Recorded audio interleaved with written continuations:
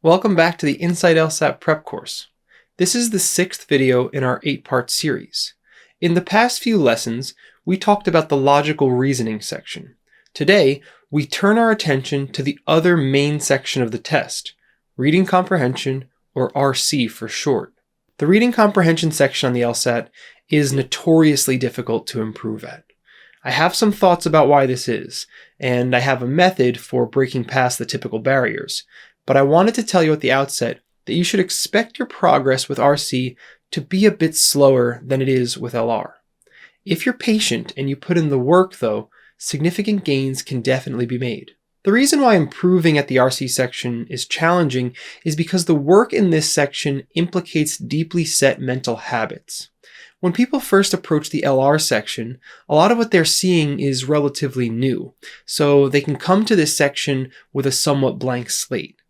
But you have been reading and comprehending for many, many years. So this means that your personal reading style is deeply ingrained and difficult to change, and that can make the progress slower and more difficult. But do not despair. There is a lot to learn on the RC section, and I will do my best to teach it to you. I don't claim to have the method for mastering RC. There's really no right way to work on this section. Because people's reading styles differ, the way they approach this section ultimately will differ as well. What I want to do in this lesson and the next is give you a framework for understanding your own reading style and for catering it toward the demands of the RC section. This framework is going to be based on 2 pillars of success. The first applies to what the author of the RC passage is saying, and the second applies to how the author is saying it.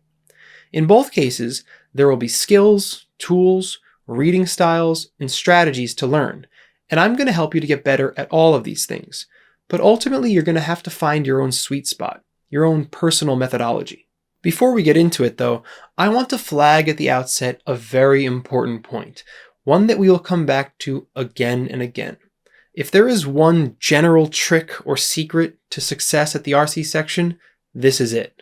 Almost every correct answer in the RC section is associated with a very specific piece of textual evidence.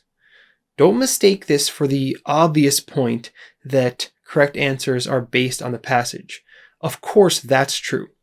What I'm saying here is that correct answers are based on very specific sentences or phrases in the passage that you can point to and say, that right there is why my answer is correct. You have to remember that this test is created by real people, and these people need a way of making sure that the test is standardized from one administration to the next. This means that the questions and the passages are formulaic, and part of that formula is this matching of correct answer choices to very specific parts of the test. It's a built-in aspect of the test. One reason that they do this is to preserve objectivity and guard against complaints from test takers. Correct answer choices can't be just subject to interpretation. You can't have a disgruntled test taker come back to you and say, I read the passage and I think that answer C is better because of this, this, and this. To cut this sort of debate off early, the test makers need very specific pieces of evidence that they can point to for support and say unambiguously, no, this right here, this is why our answer is in fact the best answer. The point of ultimate mastery on RC is being able to see through to this background test-making formula, which I call the RC matrix. Once you can access this matrix and see the links between correct answers and their corresponding citation lines, you will have a surefire way of getting pretty much every question on the section correct. Now, this is much easier said than done, but I want you to know from the outset that this connective tissue in the section, this matrix, is there waiting to be found. But we'll come back to this later. For now, let's discuss our actual plan for this lesson and the next. In just a moment, I'll give you a more detailed introduction to the RC section. We'll talk about the structure of the section and the subject areas covered by the passages. I'll then discuss an important aspect of passages on the RC section, the fact that the writing is purpose-driven. I'll also identify the first part of our framework, the two reading styles of internalizing and mapping, and I'll talk about the skills and tools that are associated with each. We'll then practice reading 4 passages, one from each of the main subject areas. This will prepare us for Lesson 7, where we'll shift from the reading process to answering RC questions. In that lesson, I'll begin by giving you a list of typical question types that appear on this section. We'll then finish building our pillars by discussing 2 ways of answering questions: knowing an answer and finding it. This discussion will move naturally into one that's directly focused on the RC matrix. I'll explain this idea in more detail, and I'll show you how, given enough time, you can reliably answer almost any RC question by locating its source line in the passage. We'll then answer a full set of questions from one of the passages we went over in Lesson 6, and I'll demonstrate our methods. We'll conclude with some advanced RC tips and advice for making steady progress. Let's begin now with a basic introduction to the nuts and bolts of the RC section. The RC section shows up once or twice per test. Each section will give you 35 minutes to answer 26 to 28 questions, which is more than you'll see in LR sections. Also, unlike LR, where each question had its own passage, there are only 4 passages in the whole RC section. Each will be between 450 and 500 words, and usually consist of 3 to 5 paragraphs. The one exception is that one of the 4 will always be a comparative passage, meaning there will be 2 shorter passages, passage A and passage B, that are somehow related to each other. Still, we can think of the section as consisting of 4 main passages, each of them having multiple questions associated with it. There will be 5 to 8 questions per passage, though most often it'll be 6 or 7. Now, the 4 passages will always correspond to 4 subject areas: law, natural sciences, social sciences, and humanities. I'm going to go over each of these in detail now, because understanding the different passage types can help you to know what to expect. You can also begin to identify personal strengths and weaknesses so you know how to focus your efforts. Let's start with law. This is one of the easiest to recognize. Law passages will be about some topic or issue in legal theory or practice. They can be more philosophically oriented, discussing principles that underlie the law, or they can be more concrete, discussing matters of procedure or legal practice. Usually, there will be some blend of these, since law is by its very nature a philosophically rooted, practical discipline. The passages might be historical, discussing the origin of a law or the career of some famous lawyer or judge, but they can be about contemporary things as well. To get a sense of what typically falls under this category, here is a list of the topics from the law passages in the RC sections of tests 101, 102, and 103. We have new ways of analyzing court opinions, legal remedies for Native Americans in disinterment cases, workplace email privacy, and the historical effect on women of the contractual conception of marriage. One important thing to note about the law passage is that it is almost always explicitly about law, meaning the words law or legal or legislation or courts or lawyers will be in the text, usually from the very beginning. This will help you to distinguish this subject area from the social sciences, which we'll discuss shortly. But first, let's deal with the natural sciences, another subject area that's pretty easy to recognize in the RC section. The natural sciences are the study of the natural world. There's a major division here between the life sciences and the physical sciences, where biology is the main discipline for the former, and chemistry and physics are the main disciplines for the latter. But then there are all sorts of sub-disciplines that you can look out for as well. For instance, within biology, there's botany, the study of plants, zoology, the study of animals, molecular biology, immunology, genetics, and so on. Then, in the physical sciences, you might see astronomy, geology, organic chemistry, etc. You definitely don't need to worry about these sub-disciplines. I'm just trying to give you a sense of the different topics to look out for. For the most part, you'll just know the science passage when you see it. But, when in doubt, look for a passage that is about the study of some phenomenon in the natural world, including the human body. And here's a list of topics from tests 101 to 103. There's the psychology of risk communication, the global distribution patterns of species, organicism versus analytic approaches to studying complex systems, and a mysterious die-off event of dolphins. Our next subject area is the social sciences, and here it becomes a little more difficult to identify the passage type.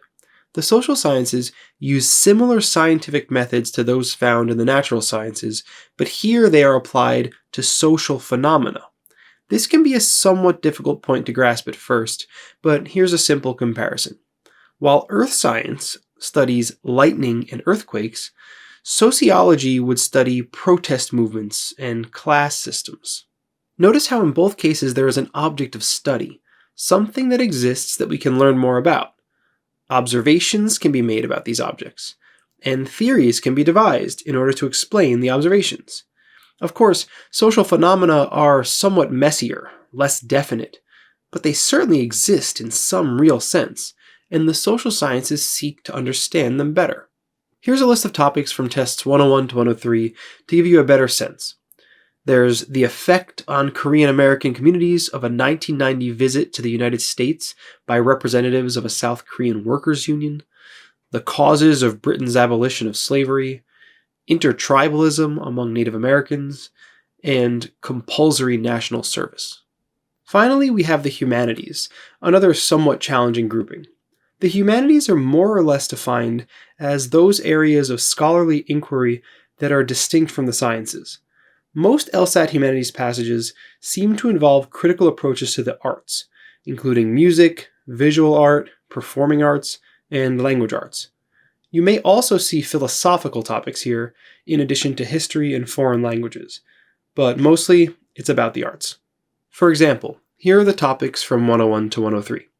There's counterfeit art, the work of crime novelist P.D. James, scholarly treatment of the Iliad and the Odyssey, and African influences on American visual art. It can be difficult at first to recognize which passage type you're dealing with. This is because subject areas generally do not have sharp borders between them. Some examples of especially challenging cases to categorize are psychology, which is a mix of natural science and social science, history, which is a mix of humanities and social science, and law itself, which has social science and humanities elements. Nonetheless, LSAC makes an explicit effort to include one passage from each group. Again, those are law, natural sciences, social sciences, and the humanities. It's a useful exercise to look through RC passages and try to categorize them. You can treat it like a sort of game. If you aren't sure of one, just move on. Try to fill out the others and then circle back. If you can get 3 of them, the last mystery one will always be the remaining category. And finding this out is helpful because it expands your understanding of what the test makers consider to fall under that category. Generally, the hardest to distinguish are the humanities and the social sciences, though if you do this exercise enough, you'll start to recognize some characteristic differences. Figuring out the passage type is important for 2 main reasons. First, there are similarities across passages of the same type, so explicitly recognizing category members will encourage you to see these patterns. And second, test takers tend to be stronger in some areas than others. Figuring out your own strengths and weaknesses can give you a sense of what you might want to brush up on. For those of you on the Insight training platform, you can use the exercise right in the RC portion of the Stage 1 curriculum for this. You'll be shown passages and asked to identify the subject material. It's a quick way to develop this ability. So those are the basics for RC. Let's get a bit more into the substance now. In addition to subject area, it's important that you understand generally what kind of passages we're working with on this section. The most important thing to realize is that writing on the LSAT is purposeful. To understand what I mean here, let's consider a comparison with another kind of writing, fiction. When you read fiction, you don't do it because the writing has some sort of purpose. You don't read fiction for some external reason. You just read it because it's intrinsically valuable. You just enjoy the fiction. In comparison, the writing on the LSAT is trying to make a point. It's purposeful. Let's discuss that in more detail now. LSAT passages are fundamentally persuasive. This doesn't mean that they are gimmicky or deceptive, but they are trying to make a point. In this way, they are similar to the arguments we saw in LR. The main difference is that the points can be made in a more complex and subtle way with the help of these longer passages. Here's one way to think about it. Sometimes we can treat writing as if it's just anonymous information. But on the LSAT, we have to remember that there's an author. There's some actual person who is writing this. The reason that we do this is that it helps us to focus on the writing's purpose. We have to ask ourselves, why are you writing this, author? What is it that you're trying to tell me? We want to stay very focused on the author's agenda, or in other words, the writing's reason for existing. Another helpful way to do this is to think of the author as part of a larger scholarly conversation. The passages on the LSAT are actually very similar to academic writing, where scholars and researchers contribute to the grand totality of human knowledge by entering into broader investigations that happen over time. Years ago, before I got into all this LSAT stuff, I was a writing tutor at my university. I actually then went on to tutor for a few years professionally after graduating. And in one of the teaching development programs that I was a part of, they recommended a book to us called They Say, I Say, The Moves That Matter in Academic Writing. I would actually recommend checking this book out. Even though it's not about the LSAT, it talks about writing in ways that are extremely relevant.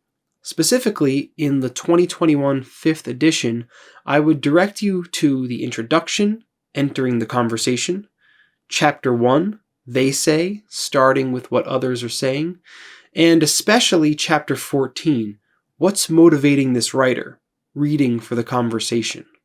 But until then, I'm going to have to make do with just the title. It's kind of clever. They say, I say. What it means is that good academic writing begins by contextualizing itself. And one effective way to do that is to make reference to what others have said before you. By doing that, you demonstrate that what you're about to say is both new and important. And this is what the authors of the RC passages on the LSAT are doing, through and through. Remember the 4 subject areas we discussed before? It was no coincidence that the sub-disciplines I mentioned correspond to university departments. We're dealing with academic writing in the RC section, and the more you can understand what that means, the better. Authors are entering into long-standing conversations with other thinkers, sometimes going back decades, centuries, or even millennia. What academic writing like this is trying to persuade you of is the novelty and importance of the main point. Keep this in mind when you're approaching RC passages. You're going to be on the lookout for the author's main point, and to find it, you're going to ask yourself, what is new and important here? What are you trying to tell me? Ultimately, that means we're going to be trying to do 2 main things with RC passages. We want to understand what the author is saying, and we also want to understand how the author is saying it. As you'll see, these are the 2 pillars of success for this section, and we'll be building our entire framework around them. Here's the whole framework at a glance. We'll have 2 skills, 2 tools, 2 reading styles, and 2 ways of answering questions.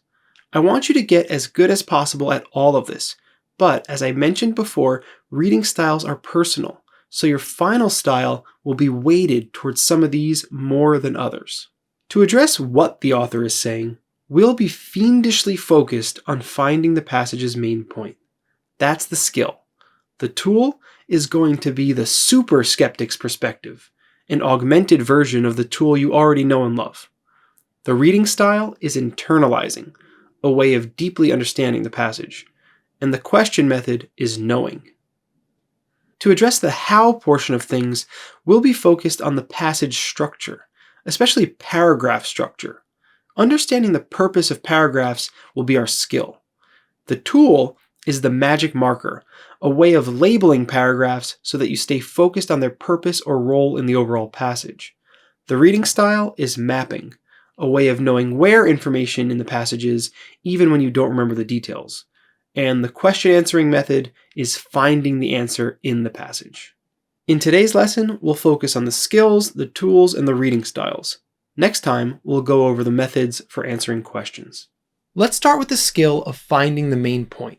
This is going to be your first task when approaching an RC passage, and you want to stick with it until it's complete.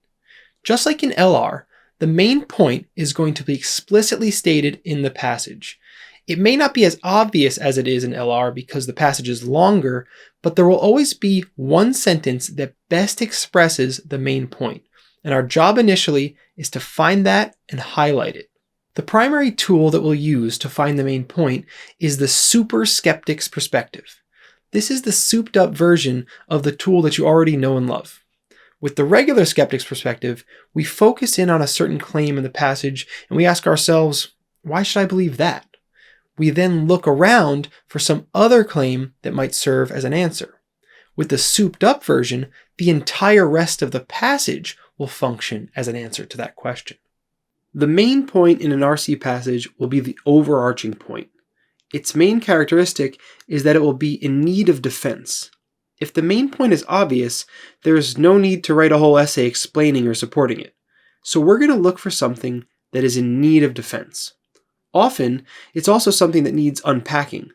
The defense and unpacking are what the rest of the passage will then do. My favorite passage to teach comes from Test 125. It's the law passage, and it's about Supreme Court Justice Thurgood Marshall's early career as a civil rights lawyer. Here's a paraphrase of the main point. When we examine the technical aspects of his work with the NAACP, we can see that Thurgood Marshall is responsible for devising strategies and methods that had a lasting impact in public interest law. This is a meaty sentence. There's a lot to unpack, and there's a lot to defend. For one, the passage has to do this examining. Show me some of these technical aspects. In other words, give me some details about these strategies and methods. Explain them to me so I know what you're talking about. Next, you better make sure to support the idea that Marshall is the one who devised or came up with them. Finally, you have to explain and defend the idea that there was a lasting impact. Tell me about some developments later in time. Show me other people adopting these techniques. All of this stuff has to happen in order to make a convincing case for the main point. And that's the work of the rest of the passage. So again, remember that a main point needs to be unpacked and defended. This is one way of helping you to find it. Another way to find it is to remember the idea about the author being in scholarly conversation. The main point is coming out of this context, and more often than not, that context is explicitly mentioned in the text. It's a very common pattern that you'll start to see if you look for it on RC passages. It's the they say, I say pattern. And again, it goes something like this. Other people think or say or argue blah blah blah. But I think or say or argue blah blah blah. And then the rest of the passage unpacks and defends what the author is saying. The word but is so important there. It signals what I call a pivot. The author pivots from established knowledge to the new and important thing that gives their writing a reason for existing. In the Thurgood Marshall passage, the author starts off by telling us that most of the previous scholarship on Marshall has been about his time as a judge and about his ideas. The author then pivots to the technical perspective and the strategies and methods that Marshall used earlier in his career as a lawyer. The word but is literally used to make that transition. Most of the writing has been like this, but we can see things differently, like this. Look for this sort of pivot when you're searching for the main point. It's another marker that will help you find and appreciate it. Another related way to find the main point is to be aware of its typical location in the passage. The most common place to find the main point is at the end of the first paragraph. Why is that? Well, it makes sense. The beginning of the passage has to set the stage a bit, tell us what we're talking about. Often, this context setting, the they say part of things, happens here. But then the author needs to tell the reader what they're in for, so the author pivots to their own point of view. The remaining paragraphs are then devoted to unpacking and defending the main point. Based on my experience, I would say that the main point is at the end of the first passage most of the time. But that's an LSAT most, 50% or more. It's not every time, and it's not even a vast majority of times. I haven't actually run an analysis, but I'd guess that it's there about 2/3 of the time. So, as you're searching, give special attention to this part of the passage. The next most common place is the very beginning of the second paragraph, pretty much for the same reasons. In this case, the first paragraph just is a bit more context setting. The next most common place is probably the end of the passage. In this model, the author leads up to the main point. They make all of their different points before summing it all up. Sometimes you'll see the main point restated in the conclusion, even when it appears earlier. And those are pretty much all of the locations. RC passages can vary and get a little weird from time to time, so I can't say that it's never anywhere else, but it rarely will be. That's because it just kind of doesn't make sense to put it anywhere else. Why would the main point be right in the middle, or in the third out of 4 paragraphs? The organization of the passage would be quite weird in those cases. It's much more sensible to either state it outright in the beginning and then go on to defend it, or to work your way up to it and then sum things up. Finally, it's helpful to have a sense of what kinds of main points happen in each subject area. In the natural and social sciences, the observation and explanation model is very common. Some phenomenon is described, lightning or thunder on the one hand, or protest movements in social classes on the other, and then an explanation is given for it. Sometimes, competing hypotheses will be weighed, where the author advocates for one among them. In the humanities, the thesis is often less competition-based and more explanatory. Here the newness comes not from overturning established wisdom, but by bringing to light something people have failed to appreciate so far. So these passages tend to spotlight some artist and say something about their art's importance. In law, there's a fair bit of variety. Maybe there will be a spotlight about a particular figure, like Thurgood Marshall, and some underappreciated aspect of their career. Often, however, it's some new legal problem that needs solving. Maybe a solution is given, or maybe just raising the problem and arguing that it's important is enough. Sometimes, the passage will be about some surprising effect of legislation. Like, you made some law to do this thing, but it actually ended up doing this other thing. To give you a better sense of things, I'll list all of the main points for the passages we previously mentioned from tests 101 to 103. Let's start with law. For the first one here, where the topic was new ways of analyzing court opinions, the main point is that outcomes analysis is not as promising a tool for sex discrimination cases as one might hope. For the one on legal remedies for Native Americans in disinterment cases, the main point is if Native American communities can establish standing in disinterment cases, they may have legal recourse against archaeological excavators. For the one on workplace email privacy, the main point is the legal system has not yet settled difficult issues surrounding the privacy of email. And for the one on the historical effect on women of the contractual conception of marriage, the main point is, contrary to the traditional historical view, shifting to a contract-based conception of marriage did not represent a significant advancement of women's social rights. And now the natural sciences. For the passage on the psychology of risk communication, the main point is, those who communicate risks about public health or the environment should understand how people perceive risk. For the passage on the global distribution patterns of species, the main point is, the most plausible explanation for why there is greater species variety toward the equator is the rate of speciation hypothesis. For the one comparing organicism to analytic approaches to studying complex systems, the main point is that proponents of organicism made a number of errors that prevent their theoretical approach from successfully challenging analytic methods. For the one about the mysterious die-off of dolphins, the main point is, contrary to what previous researchers suggested, a sudden influx of pollutants was the likely cause of the die-off. And for the social sciences, for this first one, about the 1990 visit to the United States by representatives of a South Korean workers' union, the main point is that the efforts of the union to achieve a just result affected the Korean American community in various significant ways. And for the passage about the causes of Britain's abolition of slavery, the main point is that new studies challenge Eric Williams' conclusion that abolition occurred for economic rather than humanitarian reasons, but there is still support for part of that idea.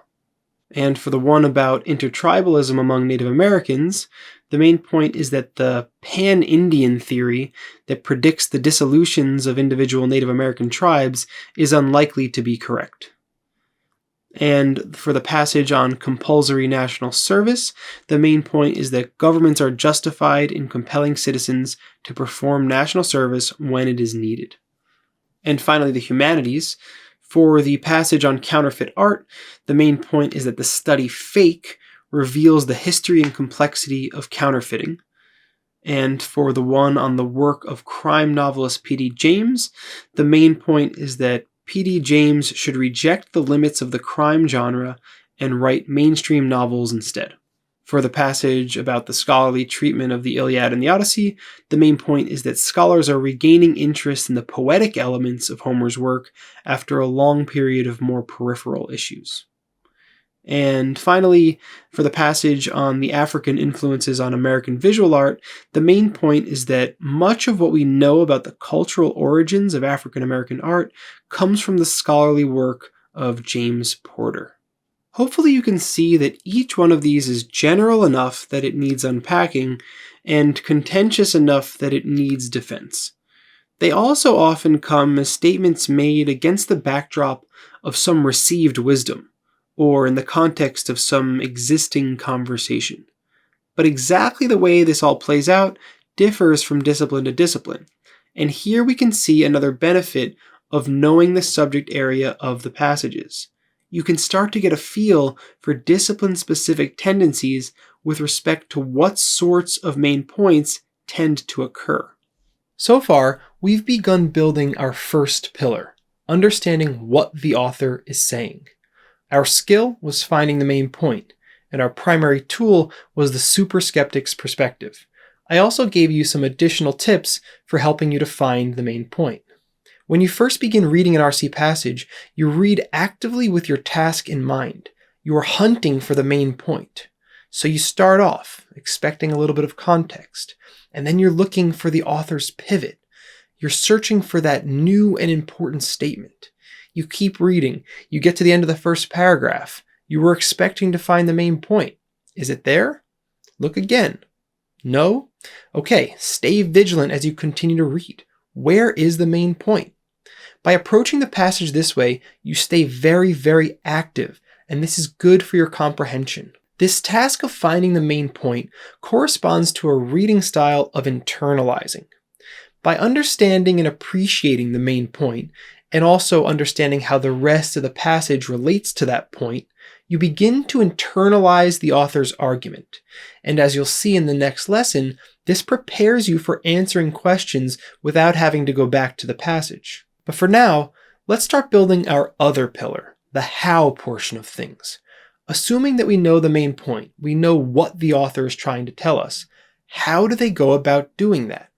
Here the skill is RC structural analysis. Each passage has a structure. Just look at it. It's grouped into paragraphs. That's structure. It's not just one giant blob of information. The information is organized in sensible ways. RC structural analysis is about understanding that organization. Our tool for this will be the magic marker. We're going to be primarily focused on paragraphs here, since paragraphs are the main structural units of lengthy writing. I want you to think of paragraphs like moving boxes. When you're moving, you put all of your stuff into boxes. Perhaps you organize it when you do so. Clothes go in one box, books in another, kitchenware in another, etc. Now, it can be very helpful for later, when you want to unpack, to have the boxes labeled. That way, if you need, say, your sweater, you don't need to open every box and look inside to see what's there. You just see that one of the boxes is labeled clothing, and you open that up to find your sweater. We can think of our paragraphs like boxes with related ideas inside of them. What we want to do with the magic marker is put a good label on these boxes. To actually use this tool, I want you to highlight 1 to 3 words in the paragraph that best express the paragraph's contents. The one exception is the first paragraph. That introduction paragraph is probably where you'll find your main point, or it's just setting context. You don't have to label it. For the other body paragraphs, the vast majority of the time, the best label will be found in the first sentence of the paragraph. This is usually the topic sentence, where the author signals to the reader the transition that is being made from previous ideas to the new ideas in the new paragraph. Look for the word or words that best sums up the whole thing. Forcing yourself to think like this is another way of making your reading more active, critical, and task-based. Once you've labeled each body paragraph, you will have made yourself a visual guide to the passage. At a quick glance, you can see what is inside each paragraph. This helps you with the second reading style, mapping. Mapping is a way of reading where you remember where things can be found in the passage more than you remember what is actually said. As you will see in the next lesson, this corresponds to finding the answer to the questions when you don't know them right off the top of your head. You use your map to find the information that you need to answer the question. Putting all of this together for both pillars, we get the following. You use the highlighter function of the test portal, either on LawHub or the Insight training platform, to do all of this work. You highlight the main point, and you also highlight the box labels for each paragraph. I actually recommend highlighting nothing else, at least in the beginning. Most people have a tendency to highlight too much, but the power of the highlighter decreases the more you use it. Highlighters are about making things stand out with emphasis, but nothing can stand out as important if everything is marked as important. So don't overdo it. Start with this sparse highlighting strategy and build from there sparingly if you want. Anyway, we use the highlighter for both of our main tasks. Start off each passage by hunting for the main point and highlight it when you find it. Then highlight each box label. When you do that, you make yourself a basic outline of the passage, one that is actually there, visually represented. You have both what the author wants to say, that's the main point, and you also have how they go about things. That's understanding the contributions of each paragraph. In the Thurgood Marshall passage, the main point is found in the middle of the first paragraph. The second paragraph talks about one of the strategies that he uses. The third talks about another strategy. And the fourth talks about the legacy that he left. When we highlight effectively, we can bring that structure out visually. If you continue to work with these two pillars, you will get better at everything involved in LSAT reading. But remember, we have to make room for personal style. Some people are going to gravitate naturally toward internalizing, integrating parts of the passage, and giving themselves a deep understanding of what the argument is, while other people are going to be inclined more toward mapping, preparing themselves to go back to the passage and find the answer later. Internalizers will read more slowly, but they'll be less likely to have to go back to the passage. Mappers can read more quickly, but they're going to have to go back to the passage more often. Personally, I'm something like a 70% internalizer, 30% mapper. But there's really no right way to do this. Find and develop your own style using this framework. Our discussion so far in this section has been mostly abstract and general. It's also been really dense. So again, feel free to go back and watch some of that again, either soon or later in your preparation. But for now, why don't we see some of this in action? For the rest of the lesson, I'll walk us through reading passages from each of the 4 subject areas. We'll find the main point together, and we'll also use the magic marker to label the paragraphs. We'll then see the resulting outline that we come up with. Here's our first sample passage. Even at a first glance, you can see that it's the law passage. The word legal is right there as the second word in the whole thing. This is very typical. Now, just like we did with LR, I think you should take some time to work through this exercise on your own first. I recommend pausing the video and reading this passage in its entirety. Take as much time as you like. To improve at RC, you really need to slow down at first and gain a deep understanding of how these passages work. Anyway, read the whole thing and pick out the main point. Also, choose your box labels for each paragraph. Then, when you come back, I'll walk you through things. I will read the passage aloud, paragraph by paragraph, and give some commentary.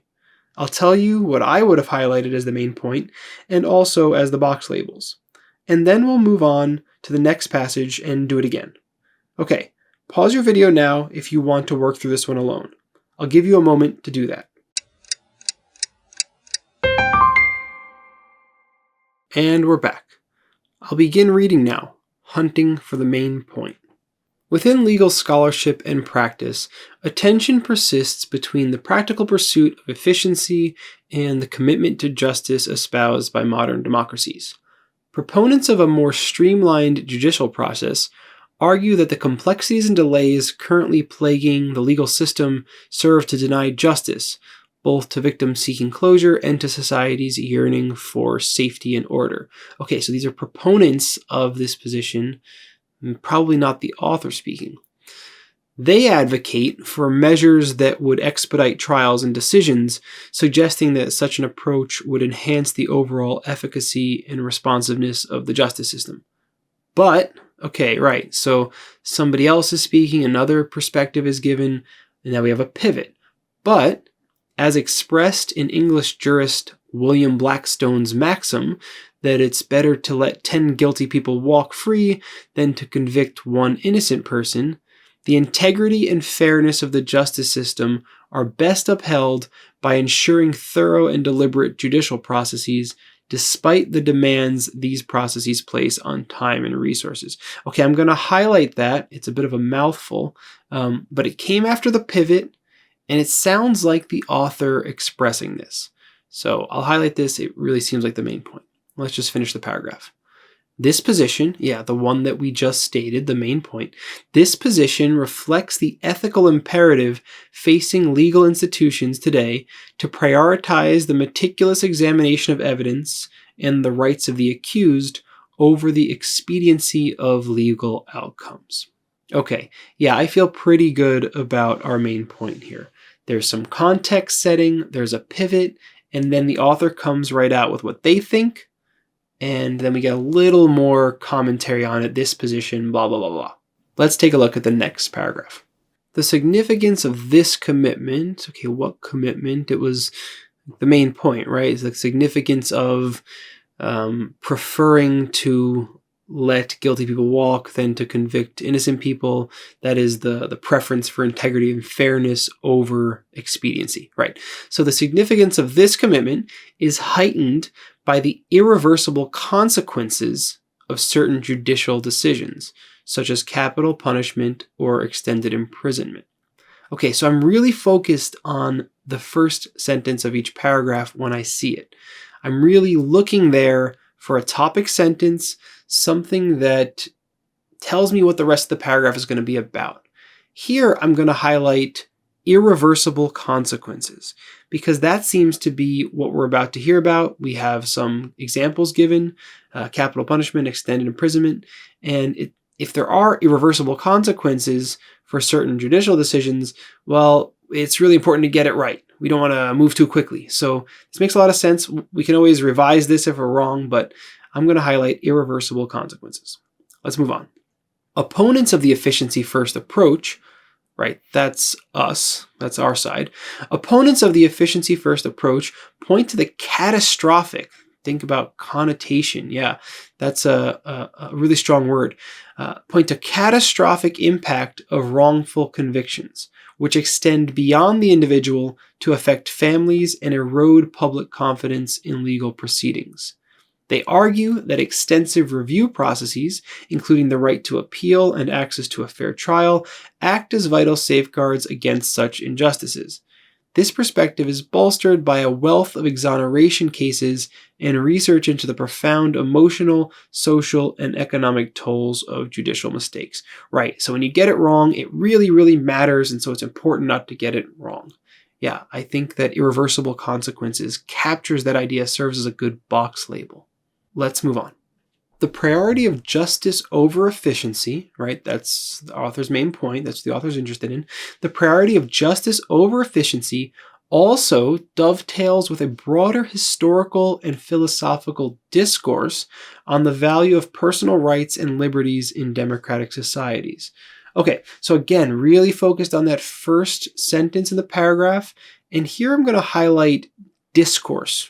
Just one word. I know it says broader historical and philosophical discourse, but I'm just going to get discourse, and that will probably capture it, because we were talking about irreversible consequences before.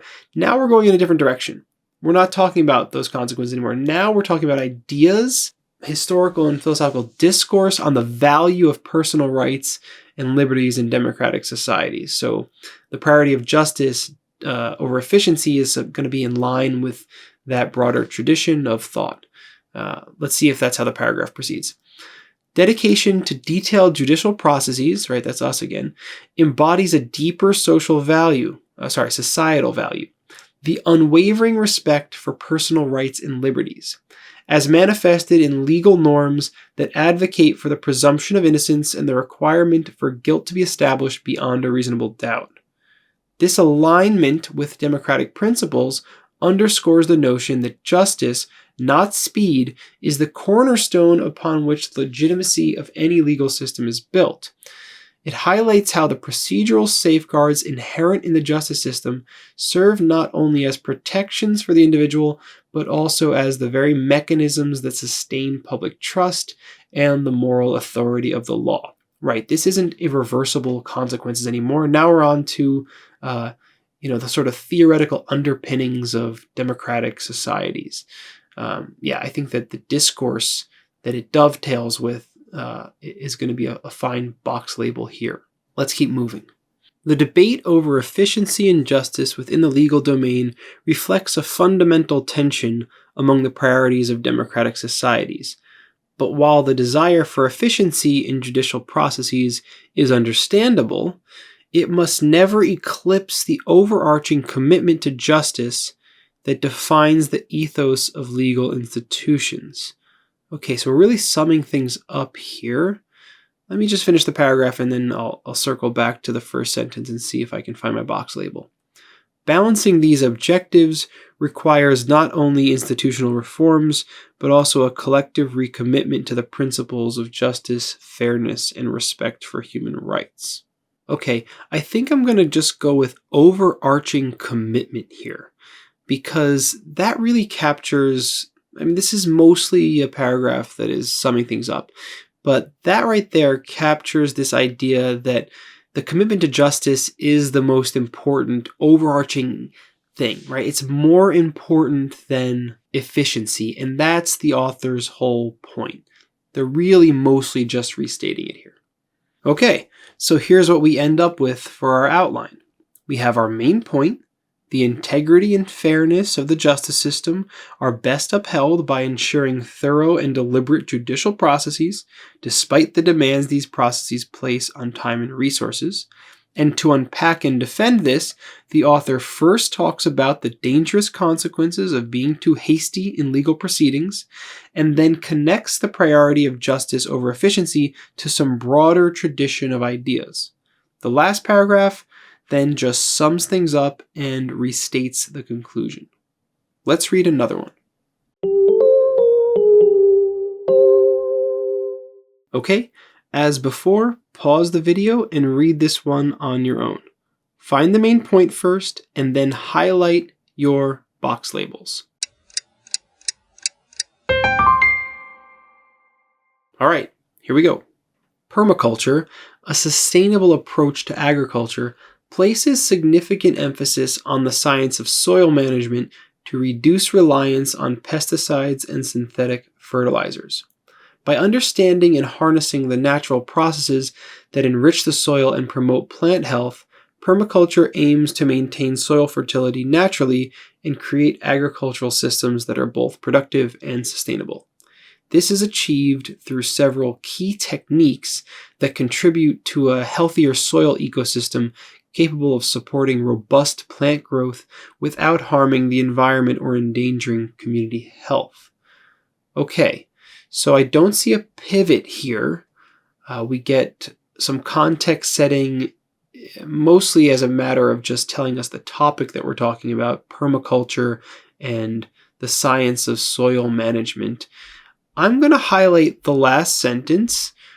This is achieved through several key techniques that contribute to a healthier soil ecosystem capable of supporting robust plant growth without harming the environment or endangering community health.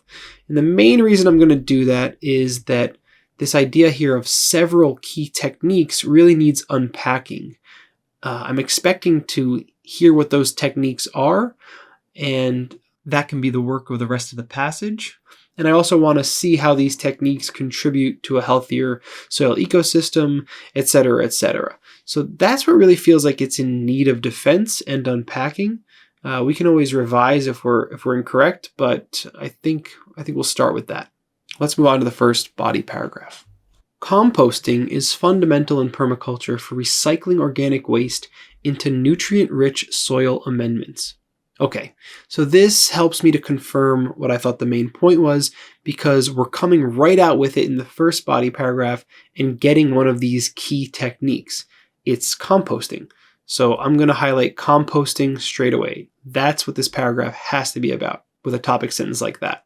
Okay, let's continue.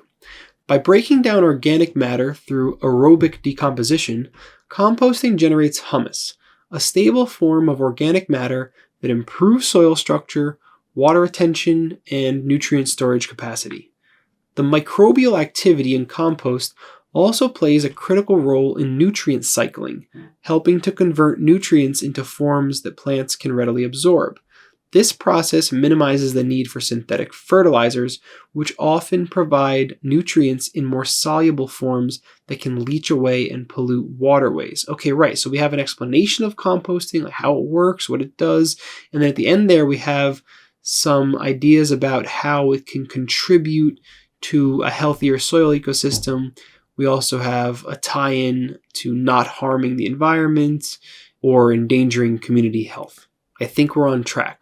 Let's move to the next paragraph. Mulching, another important strategy. Okay, already I can see it. Here we go, another technique. Mulching, another important strategy, involves covering the soil with organic materials such as leaves, straw, or wood chips. Okay, another easy one. The box label is going to be mulching. Let's continue. This practice conserves moisture, suppresses weeds, and reduces temperature fluctuations in the soil. As these organic materials slowly decompose, they provide a steady supply of nutrients to the soil and improve its organic content, thereby enhancing the soil's natural fertility. Okay, so we're getting these contributions to healthier soil ecosystem. Everything is cohering here. Okay. Furthermore, mulching supports soil organisms, including earthworms and beneficial microbes that are vital for healthy soil ecology. Yep, all of this is neatly in line with the main point. Let's keep going. Cover cropping. Okay, yeah, I'll just highlight it right away. Cover cropping involves growing specific crops not for harvest but to benefit the soil. These crops, including legumes and grasses, are planted to cover the soil, prevent erosion, and improve soil structure. Leguminous cover crops, such as clover and vetch, are particularly valuable for their ability to fix atmospheric nitrogen in the soil through their symbiotic relationship with rhizobial bacteria. This natural process of nitrogen fixation provides a critical nutrient for plant growth, reducing the need for chemical nitrogen fertilizers. Okay, again, very similar structure. We have one of the key techniques explained, and we get some connection to how it benefits soil health. Let's keep reading. Polyculture planting. All right, here we go again. I'm just going to highlight it. Polyculture planting refers to growing multiple species of plants together, which mimics the diversity of natural ecosystems. This diversity helps to balance nutrient demands on the soil, reduce pest populations, and promote a more complex soil ecology that can naturally sustain plant health. By creating a balance of nutrients and supporting a diverse range of soil organisms, polyculture systems help maintain soil fertility without the need for external inputs. Okay, yeah, very much more of the same. We have our box labels. We can definitely see the structure of this passage. Very clear. Let's finish off with the final paragraph. By integrating these practices, permaculture utilizes the science of soil management to create self-sustaining systems that are less dependent on synthetic inputs. Okay, again, so staying focused on the first sentence, I'm going to highlight the word integrating here because we just got a list of techniques, and this paragraph seems to be summing things up by talking about what happens when permaculture integrates or puts together all of these practices. Okay, let's continue. The focus on building a healthy living soil not only supports plant growth, but also enhances the soil's capacity to sequester carbon. Okay, that's a new idea. Contributing to climate change mitigation. Yeah, that's a little bit different. That's a little bit of a new direction. Thus, permaculture not only provides a practical framework for sustainable agriculture, but also embodies a deep respect for the ecological processes that underpin soil health and productivity. Okay, this was a pretty straightforward structure. The main point is that a certain approach to agriculture has techniques for improving soil health and avoiding the use of synthetic inputs. And as we should expect from that, the rest of the passage explains those techniques. We've got composting, mulching, cover cropping, and polyculture. The last paragraph mostly sums things up and talks about how the integration of these techniques achieves certain goals. All right, on to the next passage. Here you go. Pause your video and read it yourself. Find the main point and choose your box labels.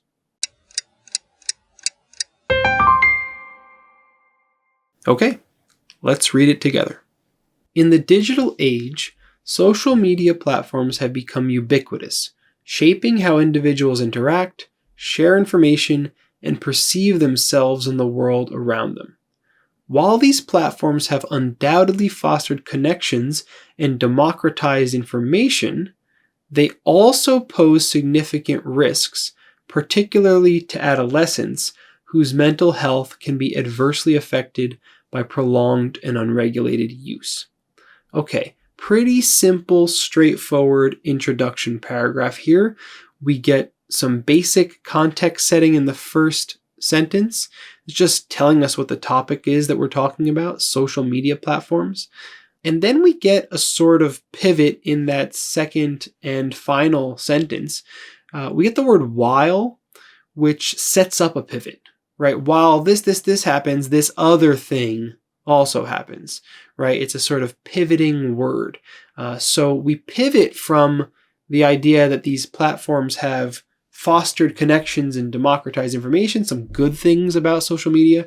We pivot from that to the dangers or the risks that these platforms pose, particularly to adolescents whose mental health can be adversely affected by prolonged and unregulated use. So I'm going to highlight they also pose significant risks, particularly to adolescents, etc., because this seems to capture the main point that is definitely in need of unpacking and defending. Let's see how that goes. One pernicious way in which social media impacts adolescent mental health is through the distortion of reality and the exacerbation of social comparison. Okay, so we have here in this first sentence one way in which social media impacts mental health. And what's that way? It's through the distortion of reality and the exacerbation of social comparison. So I guess those are being wrapped into one sort of thing. Nonetheless, I will highlight distortion and comparison to sort of capture the whole idea. Let's move on. Social media platforms are rife with curated content that often represents an idealized version of life, far removed from the mundane realities and setbacks most people experience. Adolescents, who are at a critical stage of developing their identities and self-esteem, are particularly vulnerable to these portrayals, leading to unrealistic expectations for their own lives. Constant exposure to idealized images can result in heightened levels of social comparison, where adolescents measure their worth and achievements against those of their peers and even celebrities. The pervasiveness of such comparison can foster feelings of inadequacy, jealousy, and low self-esteem, contributing to mental health issues like depression and anxiety. Okay, yeah, so this paragraph ended up being about the distortion of reality through these sort of idealized versions of life and the exacerbation of social comparison that kind of goes hand in hand with that. So that's what this first paragraph is about, and we have a link from these things to poor mental health outcomes. Let's see how we proceed. Cyberbullying and the perpetuation of isolation also contribute to worsening mental health outcomes among adolescents. Okay, great. So I'm going to highlight cyberbullying and isolation here. You can see in the way this first sentence is phrased, these things also contribute. So we have a transition from one thing that contributes in the previous paragraph to something else that also contributes. And we're now going to hear about the details for that. So that should be a good box label. Let's keep going. Social media, with its anonymity and vast reach, can become a fertile ground for cyberbullying, which, unlike traditional bullying, allows for a relentless form of harassment that victims cannot easily escape, since it follows them into their private spaces through their digital devices. This can lead to feelings of helplessness, fear, and increased stress, significantly impacting an adolescent's mental health. Moreover, despite the initial promise of social media to enhance connections, it often leads to a paradoxical effect by which individuals feel more isolated and disconnected, and studies have shown a link between high social media usage and feelings of loneliness and isolation. Social media provides a superficial sense of connectivity, where the quantity of connections overshadows the quality of relationships. Platforms encourage users to amass followers and friends, creating an illusion of broad social networks. However, these online connections often lack the depth and resilience of relationships built through personal interaction. The emphasis on creating a favorable online persona can lead to a performative aspect of communication, where individuals curate their lives for public consumption rather than engaging in authentic exchanges. When superficial online interactions replace deep, meaningful connections that are essential for emotional support and well-being, the effect on mental health can be significant. Okay, definitely a long paragraph, but mostly about cyberbullying and isolation, how that works, and the effects that it has on adolescent mental health. Our box labels are good. Let's keep going. Okay, last paragraph.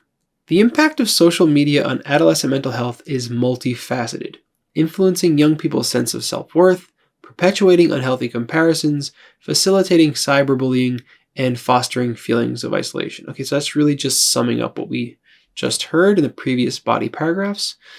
I could highlight impact as a box label, but let me just see what they do with the rest of this paragraph. These developments have given rise to an imperative to devise strategies for helping adolescents navigate social media in a way that protects and promotes their mental health. Such strategies might involve a mix of digital literacy programs, parental guidance, and mental health support services specifically designed to address these challenges.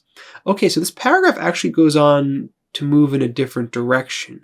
And so to really capture the contents here and to capture that new move, I think I'll highlight strategies here in the second sentence. The previous sentence really just transitions from what we had before to this brief but pretty different topic, a sort of response to the problem. And there you have it. We're dealing with a passage about the darker side of social media. We start off with a little context setting about the benefits of social media, but then we pivot to the dangers, specifically for adolescent mental health. Now, to unpack and defend our main point here, we're going to need to be informed about what these negative effects are, and we're also going to have to be convinced that social media causes them. And that's the case made by the rest of the passage. We start by talking about the distortion of reality and about social comparison, how that works and what the effects are. The next paragraph moves to cyberbullying and isolation, and we get an explanation of that and the connection that these things have to social media. Finally, the passage ends by moving in a slightly different direction, suggesting strategies for alleviating the problems previously discussed. These strategies don't get enough page space to be considered the main point, but they do represent a distinct move in the final paragraph, so it's good to note that and be aware of it. Let's move on now to our fourth and final passage. Here it is. Pause your video and work through it on your own. All right, let's take a closer look together. In many ways, the coming of the American Civil War challenged the ideology of Victorian domesticity that had defined the lives of men and women in the antebellum era. In the North, the war forced women into public life in ways they could scarcely have imagined a generation before. Okay, very short introduction, and it seems it moves quickly from some background information telling us what the topic is directly into the main point in that second sentence. In the North, the war forced women into public life in ways they could scarcely have imagined a generation before. This gets more specific than the previous sentence, which talks about men and women. Of course, it's very related, but I think the second sentence is probably the best expression of the main point. There's a lot to unpack there. We should go on in the passage to see how the war forced women into public life in different ways, and we're going to also want to have some sense of why they could scarcely have imagined this a generation before. All of that needs to be unpacked and defended. Let's see how it goes. In the years before the Civil War, the lives of American women were shaped by a set of ideals that historians call the cult of true womanhood. Wow. Yeah, that's quite a first sentence there. So presumably we're going to hear more about this cult of true womanhood. So we could highlight that, or we could highlight set of ideals, because that's what the cult of true womanhood is. This title is just too intense. I'm going to have to give it to the cult of true womanhood, and I will actually break my own rule here and highlight 4 words instead of 3. I think that'll capture things nicely as the box label. Let's find out more about what this is. As men's work moved away from the home and into shops, offices, and factories, the household became a new kind of place, a private, feminized domestic sphere. True women devoted their lives to creating a clean, comfortable, nurturing home for their husbands and children. Right, so our box label is good here. This paragraph is about this set of ideals that defined a woman's ideal social role once men left the household. Let's see how we proceed. With the outbreak of war in 1861, women and men alike eagerly volunteered to fight for the cause. Okay, so if this is the topic sentence, then I would go with eagerly volunteered. Let's do that for now and see how things go. In the northern states, women organized ladies' aid societies to supply the Union troops with a range of services. Okay, so now we're moving away from men and we're just really talking about what the women were doing.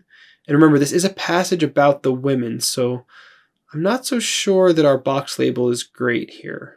Let's get just one more sentence and see. In order to provide food for the soldiers, women in these groups baked, canned, and planted fruit and vegetable gardens. Okay, yeah, so we're really getting more detail about the ladies' aid societies, which, yes, is a form of volunteering, so we could leave it alone. Yeah, I could change it to ladies' aid societies, but as long as I remember that eagerly volunteered refers to how the women eagerly volunteered, then this will serve as a fine box label. I think I'll just leave it alone. Okay, let's keep going. We were at the fruit and vegetable gardens. They also sewed and laundered uniforms, knitted socks and gloves, mended blankets, and embroidered quilts and pillowcases. Support even extended to raising money via door-to-door fundraising campaigns, county fairs, and performances of all kinds for medical supplies and other necessities.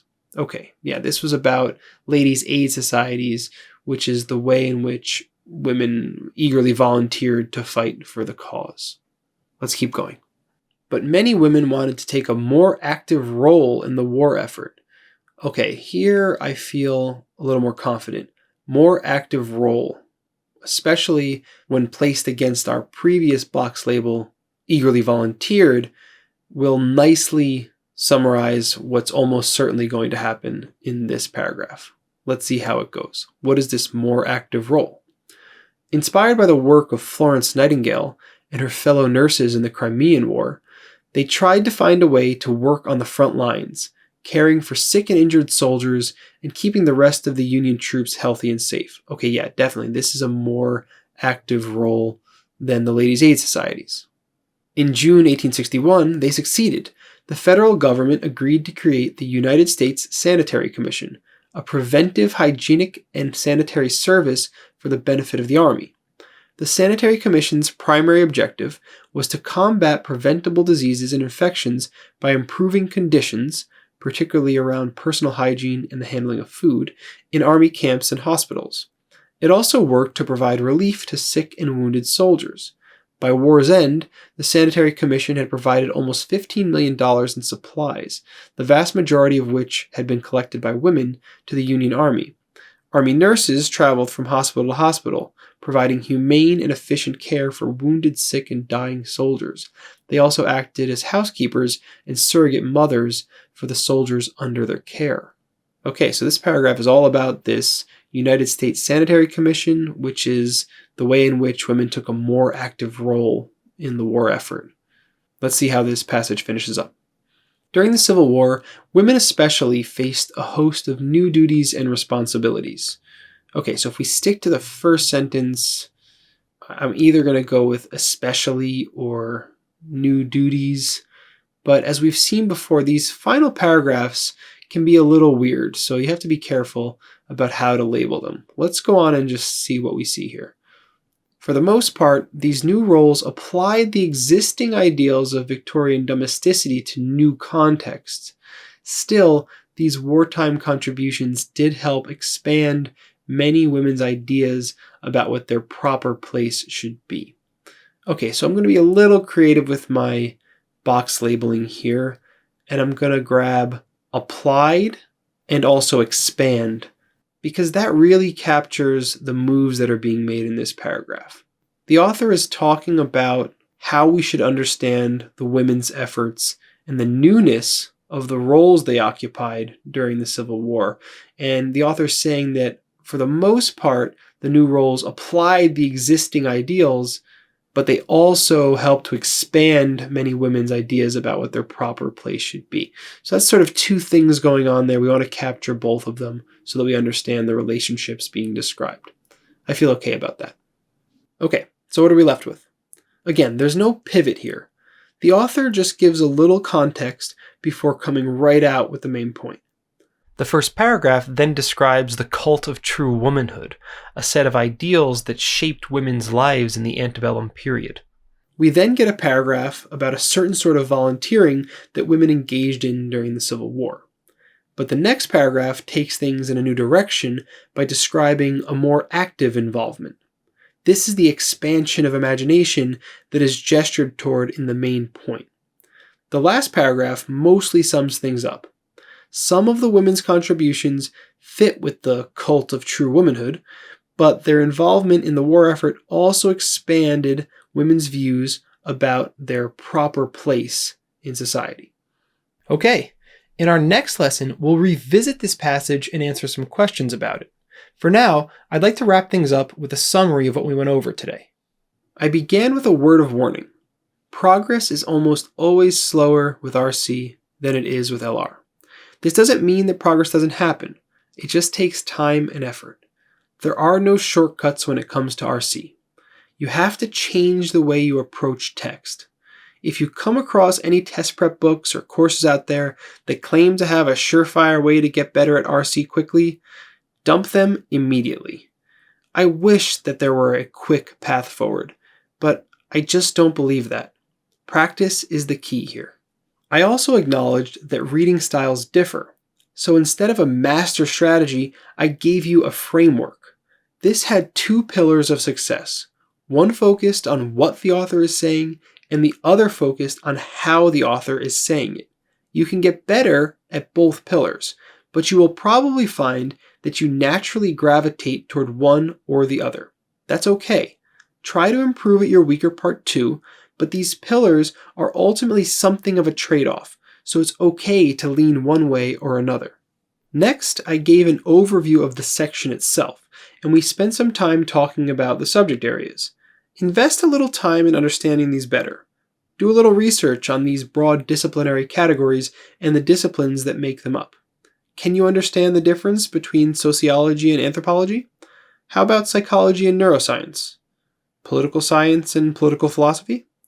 Often, this sort of indirect learning can help you see RC passages in a new light and help you to make big leaps forward. Returning to our framework, we then did a deep dive into what our 2 pillars of success are made of. To focus on what the author says, we prioritize finding the main point. We use the super skeptic's perspective to find the explicitly stated idea that the rest of the passage unpacks and defends. This helps us to internalize the information in the passage. To focus on how the author does things, we prioritize structure, where our main focus is on paragraphs. We use the magic marker to do an RC structural analysis, and this helps us to build an outline of the passage. Once we've mapped it, it'll be easier to go back to the passage and find the information you need for questions. And that'll do it for today. I hope you found this framework-based approach helpful. People often have no idea how to make gains in RC. My goal today was to begin sketching a path for you. Keep focusing on those highlighter techniques.